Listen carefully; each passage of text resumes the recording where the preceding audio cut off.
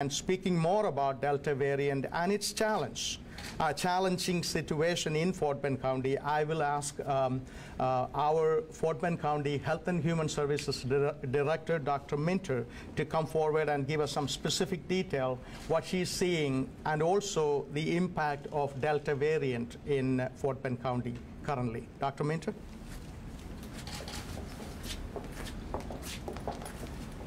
Thank you, Judge George, and good morning, everyone. So an average of 195 new COVID cases were reported average each day during the last reporting week. That's an increase of 149 cases per day over the previous month, and it's more than twice the average new cases we reported the last week. Hospitalizations for COVID-related illnesses averaged 121 patients per day, which was an increase of 70 patients per day compared to the average for the previous month. The 7-day percentage of ICU patients being admitted for COVID stands now at 18.1%, which is an increase of 9.7% over the average in our previous month. Test positivity at our hospitals, the ones that report to HHS, continue to be in the double digits, approaching 20%. And the most current data we have show that at least 84% of the virus circulating in our county is of the Delta variant. As judges said, the vaccinations are one of our most powerful tools to end the effects of COVID-19. Currently, Fort Bend County has over 60% of our population vaccinated, but that means there are several more that need to be, many more that need to be vaccinated. Right now, the impact is seen in our hospitals, with over 90% of hospitalized patients with COVID in the Fort Bend hospitals being unvaccinated. We also have 96% of COVID-related deaths occurring in those who are unvaccinated. As the start of the school year is approaching, it's important to highlight statistics that are related to children. So currently, 16% of our cases are occurring in children ages 11 and younger. This group is currently not eligible to be vaccinated. 41% of our residents aged 12 to 19 have been vaccinated. Obviously, that range includes the children most often that are in K through 12 school, and those are eligible to be vaccinated.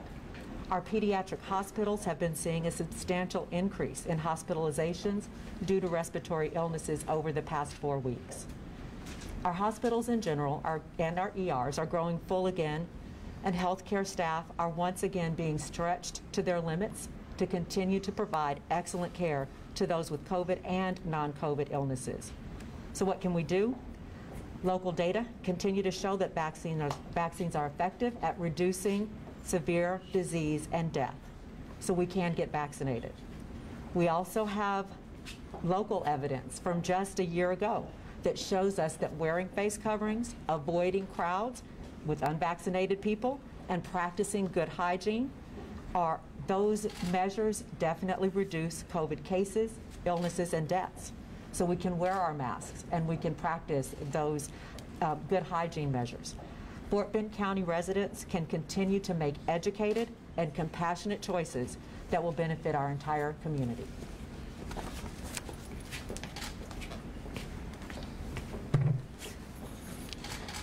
Thank you, Dr. Minter, and I appreciate all the hard work from day one you put into, and we have seen results of your hard work. We are in the top when it comes to testing, when it comes to vaccination, and we have, as Dr. Minter rightfully mentioned, we still have a long way to go, and that's why we need your help, community help. And at this time, I will actually invite, or we are very happy to have Dr. Peter Hotez. And everybody knows these days he is a renowned authority when it comes to vaccine and vaccine impact and things of that nature. I will invite Dr. Hotez to come and talk about the impact of COVID-19 and also COVID-19 Delta variant in our community. Doctor? Thank you so much, Judge. It's an honor to be here.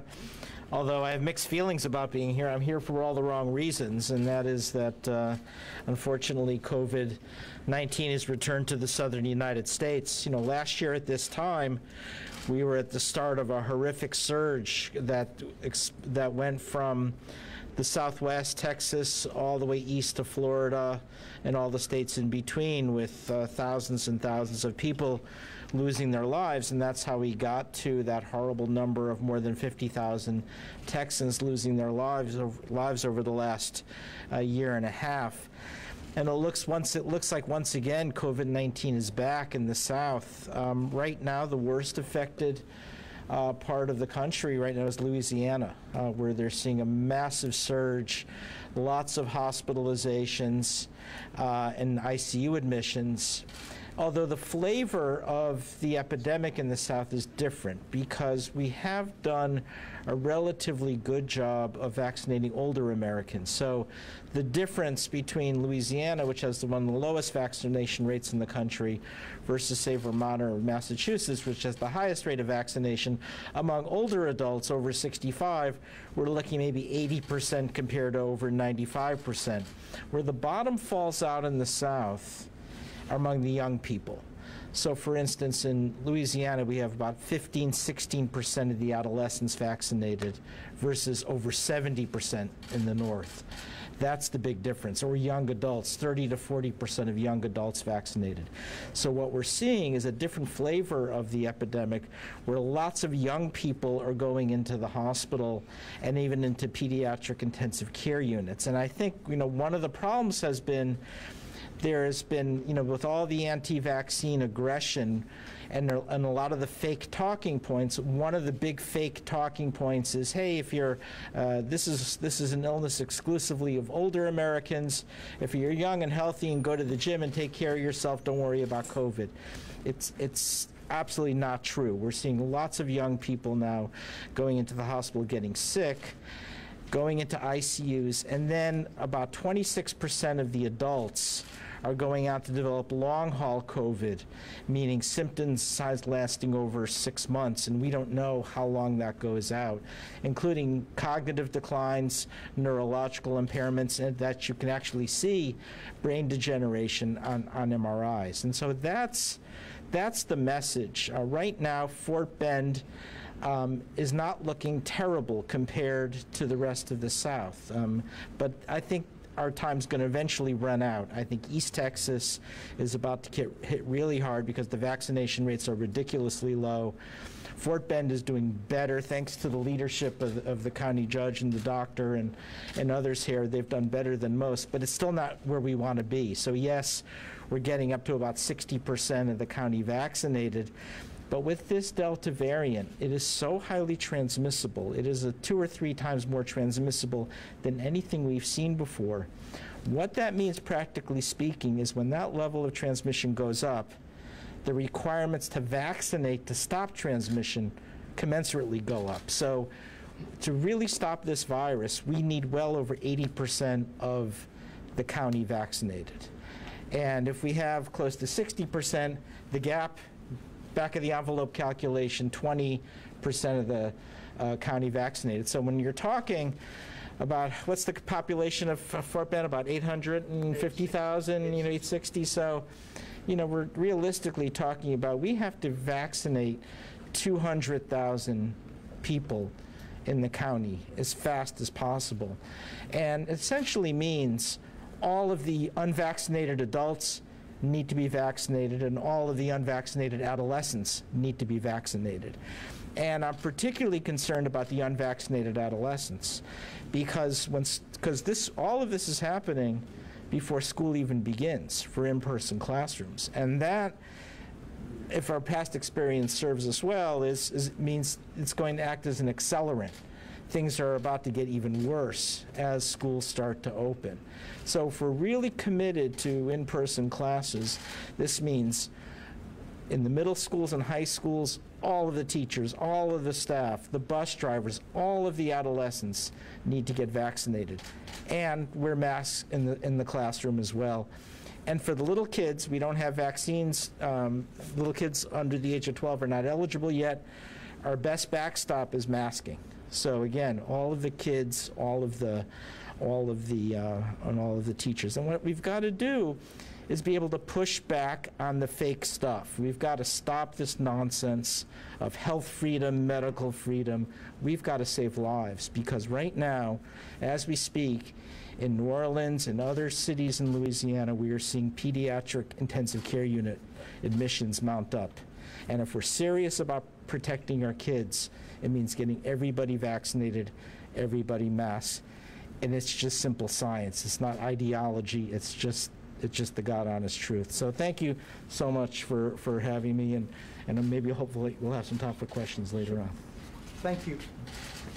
Thank you, Doctor. Thank you for being here. And as we mentioned before, you know, like obviously, we really need to, all our agencies need to come together, and human life is actually #1 priority. I don't know how do you put a price tag on a human life. And so that's the reason why we took in Fortman County, you know, COVID vaccine, COVID management seriously. That's why we got where we are. We have some of our neighboring counties are at 34%, 33% vaccination. So we are far ahead, but as Dr. Hotez mentioned, we need to go far, even further. Maybe 200,000 people need to be right away vaccinated. That's the reason why we are calling on people.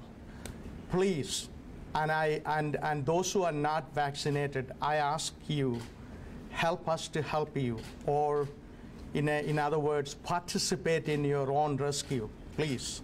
And we want you to get vaccinated. And obviously, we have so many, you know, orders from Austin is actually tying our hands to do the right thing. And that's the reason why we need to get creative to address this issue. And so take it further. I will ask our county attorney, Bridget Smith-Lawson, to come forward and speak about a little bit details of how we are going to be addressing these issues. Please. Thank you, Judge. Good morning. I'm the county attorney for Fort Bend County, Bridget Smith-Lawson. My office is charged with providing legal support, legal guidance to not only the county judge, but to all of the elected officials, department heads, and making sure that the county does what it's supposed to do legally to protect and serve the citizens. We are well aware of the mandates that Austin has imposed in terms of limiting local government's ability to restrict the ability to impose mask mandates. However, we are constantly evaluating the authorities that the county has within its constitutional duties, and also within its realm of just protecting and serving our citizens to make the best decisions and create the best policies to protect Fort Bend. Now, we all know that if something happened in our neighborhoods, we would, in terms of crime, we would want to be responsible and vigilant and contact law enforcement to protect not only our neighbors but ourselves. And this is what this is about. This is a collective duty that we all have to protect ourselves and each other. The wearing of a mask and also getting vaccinated will go a long way to protect everyone, from the oldest to the youngest, if we all would just comply. This disease is not a political issue. It is a disease, just like polio was years ago. And we have to approach it from a science-based approach, based on the advice from our health officials.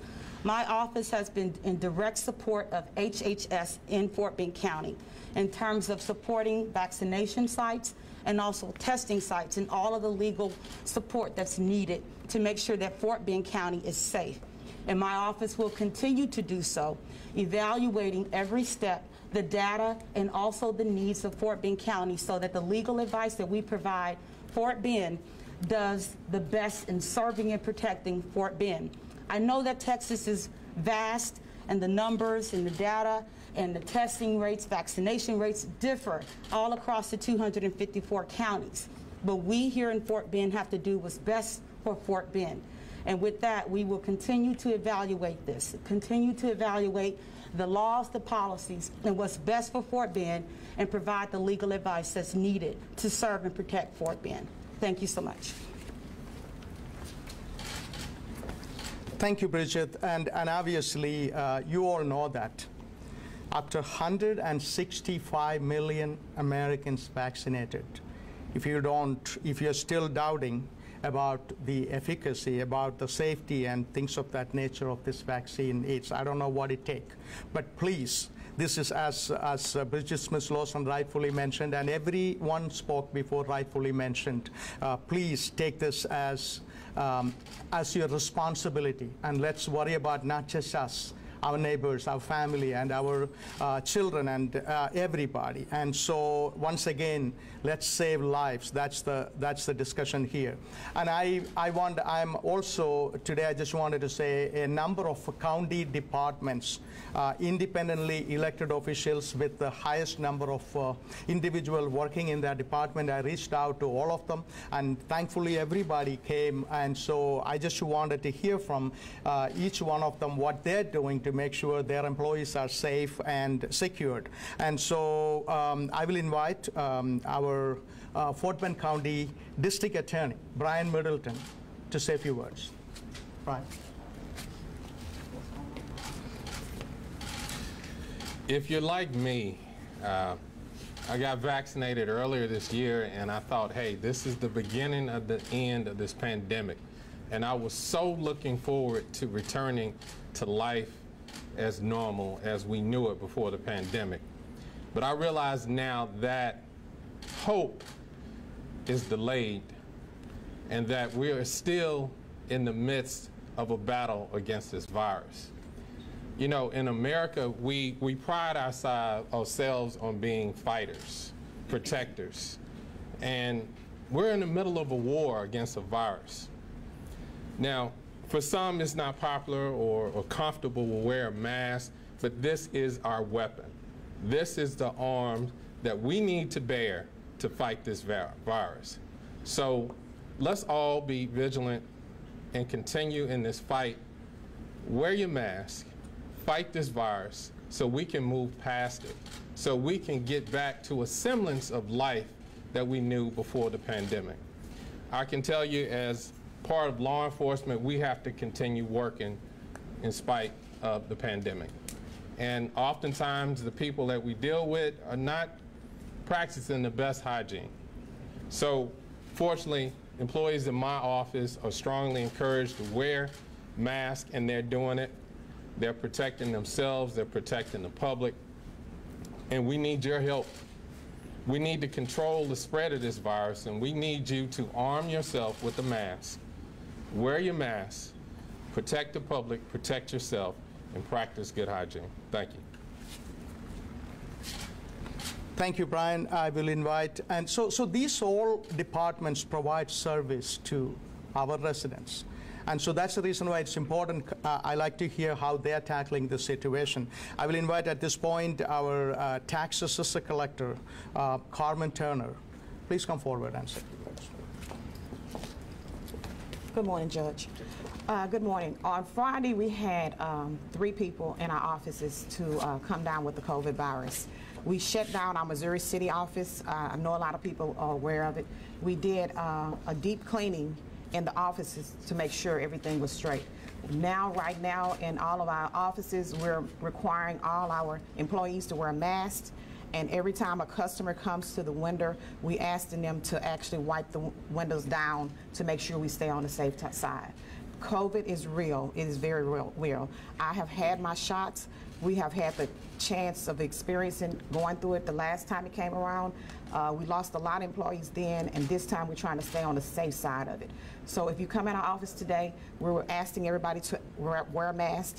Like Brian Middleton just said, these masks are very important. It would help us and our family members. So we don't want to go down like we did before. We have an hour wait in the office, majority of the time you come in now, and if we lose employees, we won't have anybody working there. So please be patient with us right now. We're trying to do our best to make sure we take care of everybody in our offices and on the outside of the offices. Thanks. Thank you, Carmen. And I will invite District Clerk, Beverly Walker. Please come forward, Beverly. Thank you, Judge George, for the invitation. I am Beverly Walker, your Fort Bend County District Clerk. And we have always continually taken the virus seriously. We have worn masks in my office since 2020, and we've never taken them off. Even when we were told that we didn't have to wear them, the people in my office begged to wear the mask. Why is that? Because we were really hard hit in 2020. Several of our employees went out for days, months, weeks. And so there was no need to impress upon them the need to wear a mask. So in my office, you're perfectly safe. We've been wearing a mask continually for the last year and a half. We have plexiglass. Wherever we meet you, there is protection with plexiglass in the jury assembly room, in the customer service booth. So we are prepared. We're taking it seriously, and I would advise all of you to take it seriously. The virus is serious. And please know that when you come to the district clerk's office, you're going to be protected. Thank you so much.